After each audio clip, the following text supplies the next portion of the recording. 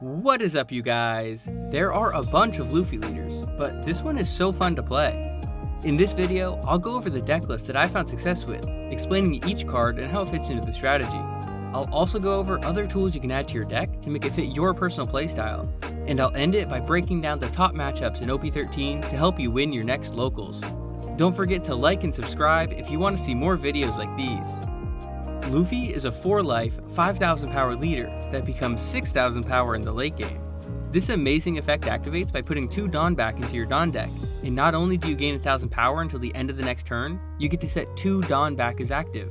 This leader is incredibly fast and efficient, so let's see what we can do. Sanji and Pudding is definitely the strongest card in your deck. The ability to not only draw a card, but also generate extra Dawn when you return 2 to your deck is huge for your tempo. Green-Purple Luffy thrives on having a lot of Dawn available, and this card maximizes that efficiency. In an aggressive deck like this, having extra Dawn to fuel your powerful attacks or set up plays is critical, and Sanji and Pudding ensure you're never stuck with a low Dawn count. Plus, having a 7,000 power body on the field isn't something to ignore.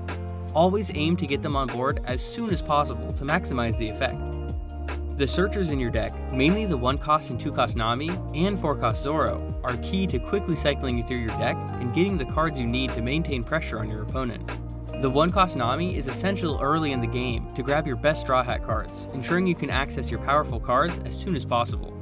Same goes for the 2-cost Nami, and she's cool because she can play herself off of her trigger too. The 4-cost Zoro is a great early game play. Not only is he a searcher, his 6,000 power makes him a serious threat on the field. Although he only searches purple cards, when you're trying to establish board control, this Zoro demands attention. At 6 cost, the Rush Luffy is a game changer. While his ability to restand by returning 2 Dawn and taking a life may seem risky, in reality, it's an excellent tool for finishing a game.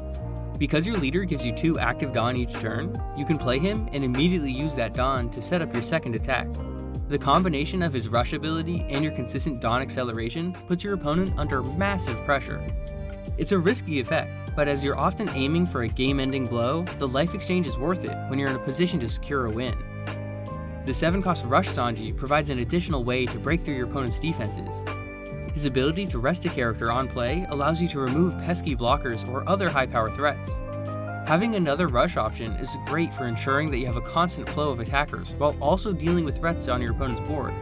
Playing this card forces your opponent to deal with your constant offensive presence without having to wait around for Luffy.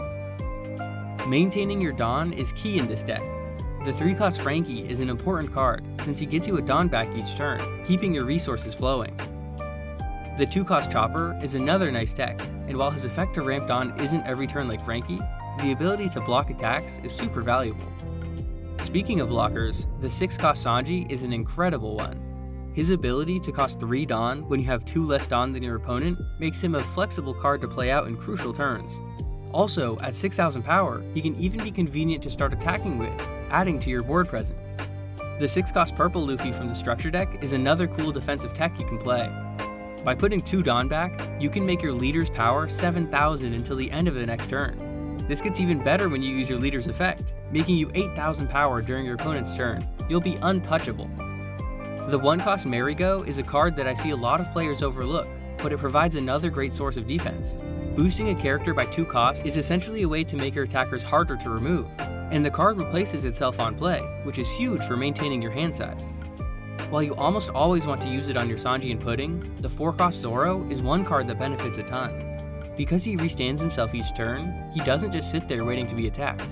Your opponent basically needs some form of removal, and every turn that your opponent doesn't answer him is another 5,000 power attack that they have to deal with. Zoro also restands 2 Dawn when you play him, helping you fill the field or get your other low-cost cards down. The 5-cost Sanji does the same thing, and restands an extra Dawn each end phase. Not only does he put a lot of pressure on your opponent with 7,000 power, he lets you easily use your counter events. Gum Gum Giant is an obvious inclusion for the deck. For just 1 Dawn, you get a 4,000 power boost to one of your characters, making it easy to protect anything on your field. What's more, it replaces itself and helps cycle your hand, ensuring that you don't fall behind on card advantage. Thunder Bagua is another counter event I see people running. Since your deck often runs lower on Dawn, Thunder Bagua lets you recover some. It's one of those cards you don't always see coming, and it can help you regain momentum. Dead Man's Game is a fantastic card, boosting your leader by 3000 during your opponent's turn, or allowing you to rest 2 of your opponent's characters or Dawn during your turn. This can severely hinder your opponent's ability to respond to your plays, especially if you've already gained tempo with your board presence.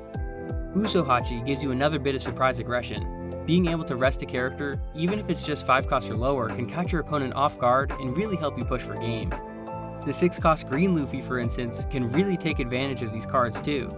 With double attack and 7000 power, your opponent will want to save a blocker for him. But with Usohachi or Dead Man's Game, you can easily clear the way to force your opponent to take 2 whole life cards. The 4-cost Nami that's coming out soon can work in the same way, letting you rest 2 of your opponent's 8-cost or lower characters.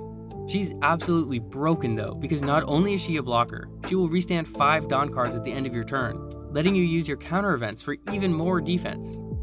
The promo Nico Robin is another great card coming out. She can rest 1 of your Dawn cards to prevent 1 of your Straw Hats from being removed by a card effect. This is so cheap and so versatile, pairing so well with all of your cards. Emu is currently the deck to beat. Their game plan is totally different from yours. Because your deck is aggressive and tries to pressure life early and often, this matchup should be about applying as much pressure as you can before Emu establishes its engine.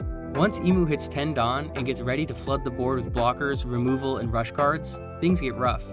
They'll have answers for wide boards, and you tend to lose advantage because Emu is built for board control.